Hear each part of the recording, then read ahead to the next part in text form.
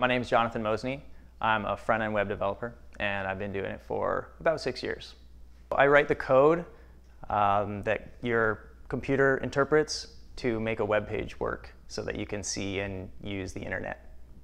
I've always been really into making things, and I like to make things with my hands quite often, but I also have come to really appreciate making things for the internet because I didn't know what I was going to do. I changed majors every quarter. The whole time I was in college, I was self-teaching myself web design and the coding side too. I was actually a project manager first, but it was a web marketing agency.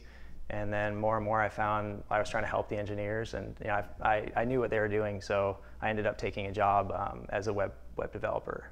It takes a lot of different people to make a website, like a writer, a designer, an information architect. Beyond that, I work with sort of organizational people like project managers, or sometimes they're called producers. And I work with a lot of other programmers. Working here in Silicon Valley, there's very much a startup culture.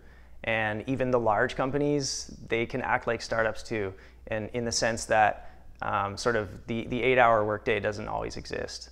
It's such a rapidly moving field, you have to constantly be learning. So I often spend probably half my day just researching new technologies. You have to be super detail-oriented and tenacious in debugging your code, because one line of code can bring down a whole website. But it's kind of fun. It's like the hunt to beat your computer. You're like, no, I'm smarter than you, computer, and sort of find your way through the code and find your mistake.